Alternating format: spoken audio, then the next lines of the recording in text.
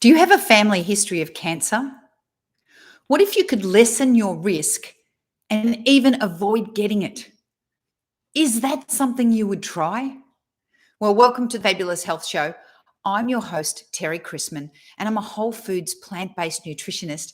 And this show gives you the tools to obtain optimal health so that you can live your life with health and vitality. I go live every day at US 10 a.m. Central Time in November 21, and I'm going to do that until the 19th of November. And after that, I'm going to go weekly. We're going to change the format of this podcast, and I'm going to start interviewing really, really exciting people. So watch every day until November 19, and then you can watch weekly. I go live on Facebook and YouTube on Fabulous Health is my YouTube channel name. And then after that, I load the audio up to all your favorite podcast platforms,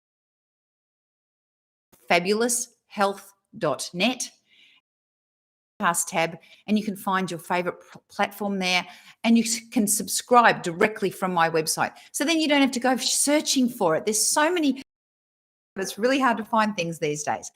I just want to take a time to thank everybody who's watched the show and who's downloaded the podcasts and who sends me comments. I really appreciate you, and thank you so much. I really love reading your comments.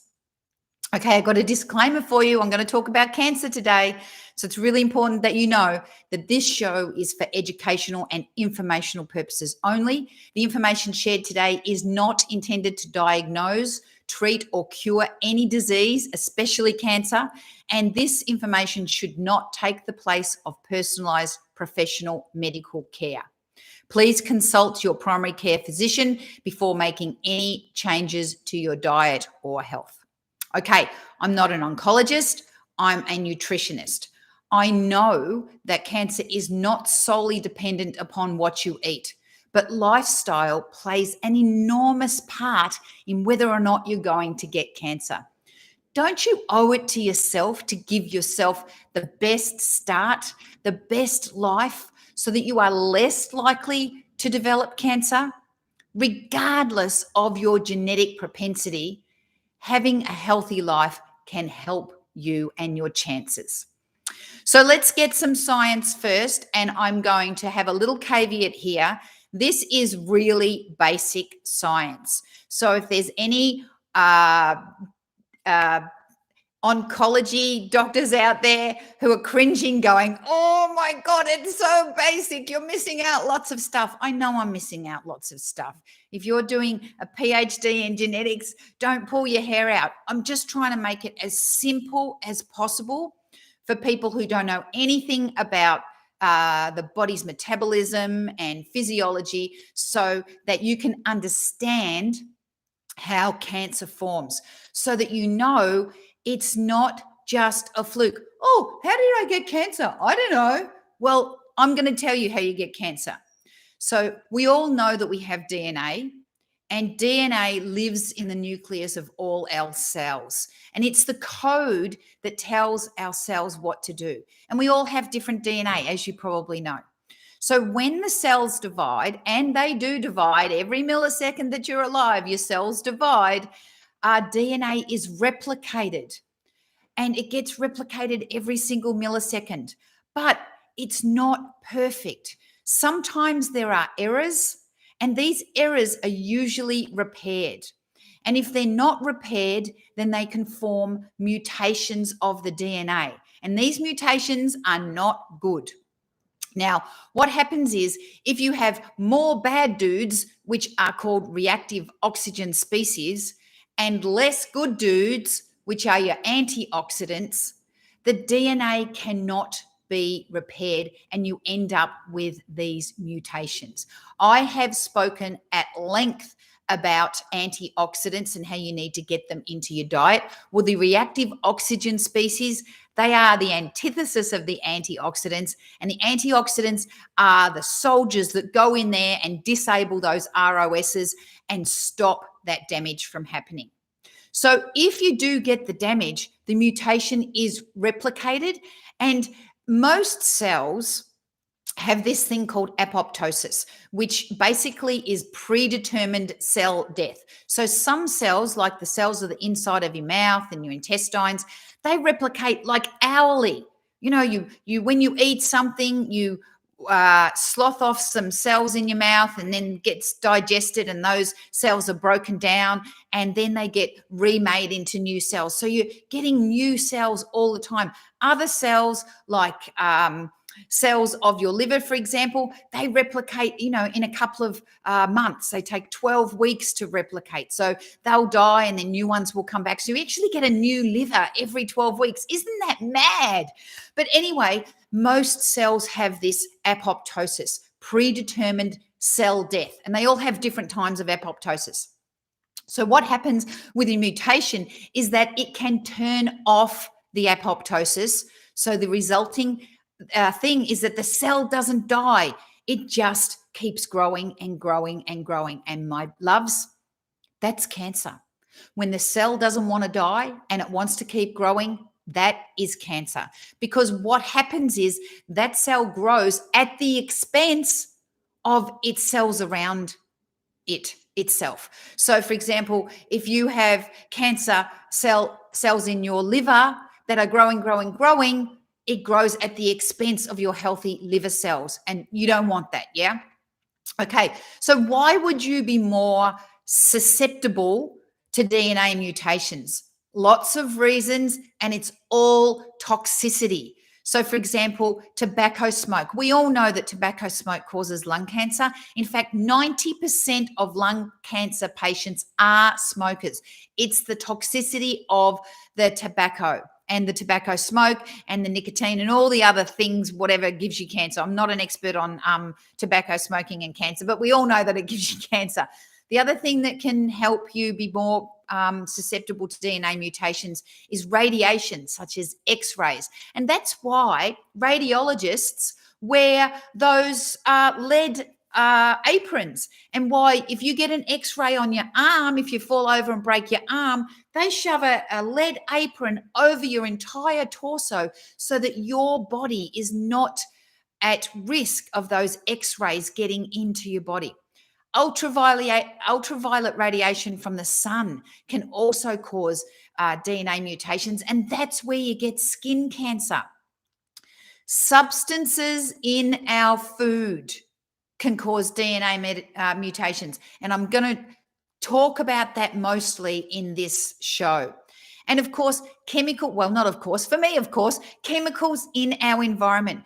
You can't stop the ozone layer hole all by yourself. You can do things to reduce your greenhouse gas, but you can't magically stop the ozone layer hole. You can't stop the pollutants that are coming into the air from factories, and you can't stop a bus going past you and spewing out all that carbon monoxide and you breathing it in. You can't stop that on a daily basis, but you can change the environment in your home, and you can change what you put in and on your person. I'm going to get to that soon. So genes in DNA can be either on or off.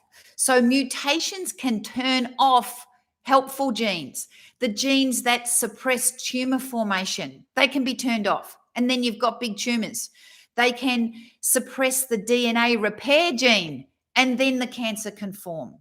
So how do we stop this from happening? Only between 5 and 10% of cancers are genetic, and the rest are lifestyle related. Now, I just want to make it clear that I am not undermining anybody who has a genetic cancer, and my heart goes out to you, and I really feel for you, because there are some people that it doesn't matter how healthy they are, they're going to get cancer anyway. I'm not talking about that today. I'm talking about you and you avoiding cancer through lifestyle choices. Even if you are genetically predisposed to cancer, you can help yourself by changing your lifestyle so that you have less risk of those cancer genes turning on. Okay, number one, reduce your toxic load. Know what you are putting in and on and around your body. As I said before, we can't change everything, but we can change a lot. We can change what goes on inside our homes. And sometimes our homes are more toxic than the outside environment. So I'm talking about things like those air freshener plug-ins, cancerous, some perfumes, aerosols, cancerous. Get under your sink. Get out your cleaners, your shampoos, your moisturizers, your makeup, and then look at the ingredients and then do yourself a favor and do a Google and write this in the Google. Dangers of, and then those weird ingredients that you cannot pronounce and you do not know what they are, and see whether any of them are dangerous. You can go to ewg.org, look up the ingredient and find whether there are scientific studies showing that that ingredient has cancer-forming possibilities. And then stop buying that stuff. Stop putting it on your body. Stop moisturizing yourself with cancer-causing moisturizers. Stop putting cancer-causing sunscreen on your body. You can buy sunscreens and moisturizers that don't have cancer-causing ingredients. You can buy products that are healthy for you. Now, I use a certain brand of products that have all healthy ingredients that don't make me at more risk of cancer. And you can go check them out at fabuloushealth.net. Just click on the Healthy Home tab and there's tons of information there for you. And if they're not the products for you, then go find products that work for you that don't have those bad ingredients in them. All right, let's talk about diet. I'm already past the 10-minute mark and I haven't even started about diet. You can tell how passionate I am about this. 35% of all cancers are thought to be related to diet, obesity, and metabolic syndrome. Have you heard that word before? Metabolic syndrome? Let me tell you what that is. That's if you've got high fasting glucose, obesity, high cholesterol, high blood pressure. These are the metabolic syndrome. They are the precursor to things like diabetes and heart disease and Alzheimer's and stroke. These are the precursor to an early death. So if you go to your doctor and you have a blood test and the blood test tells you that you have all these things, and you have your blood pressure taken and your blood pressure's high and you're overweight or obese and you've got high fasting blood glucose and your doctor doesn't say anything to you, or they say, oh yeah, we might have to start putting you on statins. Yeah, we might have to start putting you on medication. We might have to start giving you blood pressure medication. Stop right there. Get yourself a new doctor. Go to plantbaseddocs.org, plantbaseddocs.org, and find yourself a doctor who will help you change your lifestyle. I'm not saying they're not going to give you the medication because you might need it, because I'm not a doctor and I don't know you, but changing your lifestyle first is the first line of defense. Yeah, think about yourself as an army. You know, you're not going to send your 19-year-old boys to get shot, although they did in World War I and World War II, and it sucked. You're going to get the tanks up the front, yeah? Protect your troops. And then in the last, you know, if your tanks get blown up, then you might have to use your people. But you're going to get the first line of defense, and that's your lifestyle. And if you do everything for your lifestyle and your doctor says, hey, you know what, I know you're doing everything, but you still need the medication, then obviously that's the case. But as I say again, I'm not a doctor and I don't know you, but look after your lifestyle first. All right, so who are the bad guys? What can cause cancer? Let's start with what the World Health Organization says is a class 1 carcinogen, and that, my friends, is processed meat.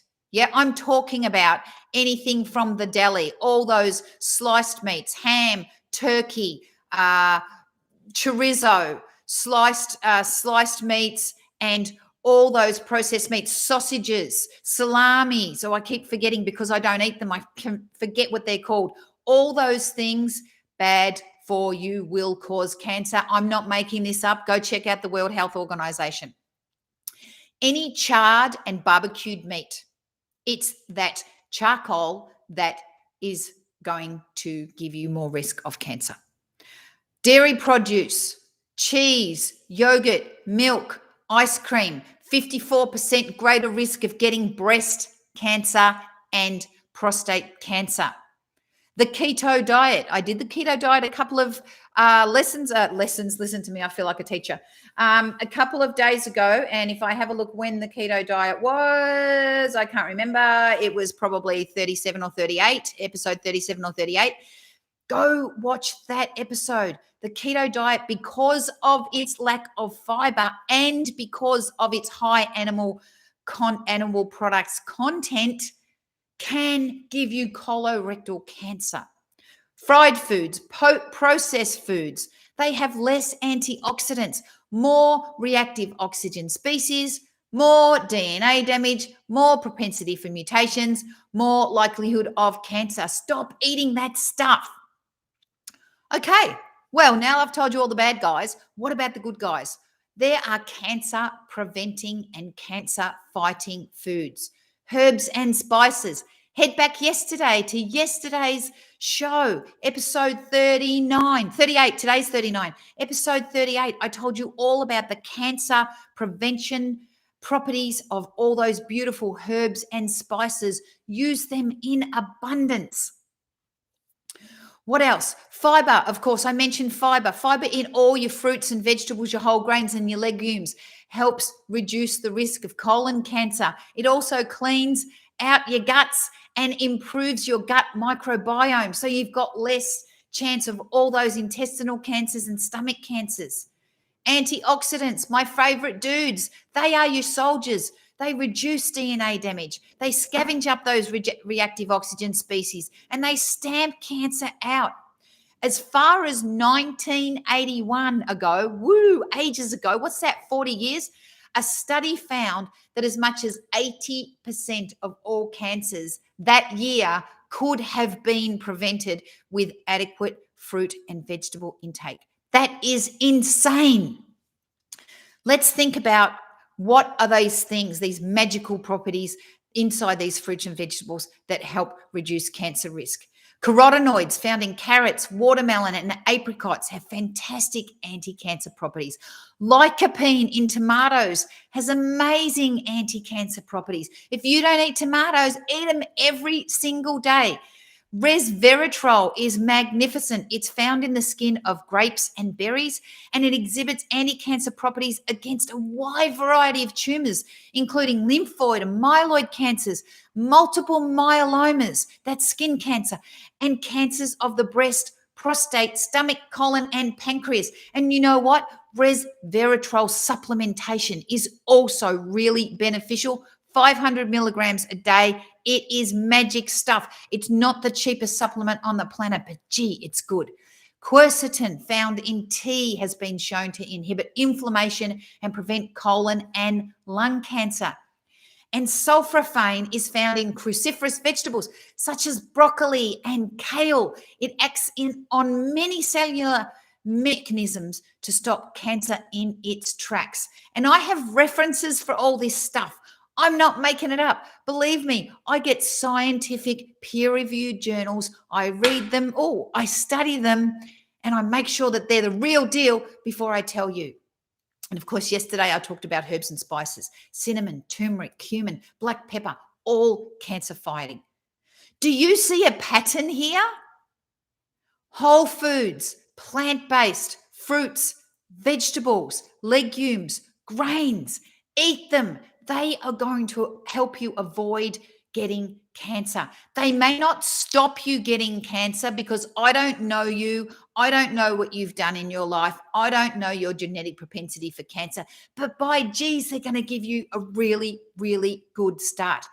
Anything is better than nothing. Eat some fruits and vegetables, whole grains, lentils, and legumes. And of course, more is better than less. And of course, all whole foods plant-based is the best. I hope this was helpful today. I love reading your comments. Go check me out at fabuloushealth.net. And if you want to take your health to the next level, check out the Quick Road to Fabulous Weight Loss course. It's a 25% discount if you use the code podcast between now and the end of November 2021. And tomorrow, we're going to talk about my favorite subject, how to eat more food and weigh less. Yay. I love it. Volume for the go. Okay. Have a fabulous day, everyone. And I'll see you tomorrow. Bye-bye.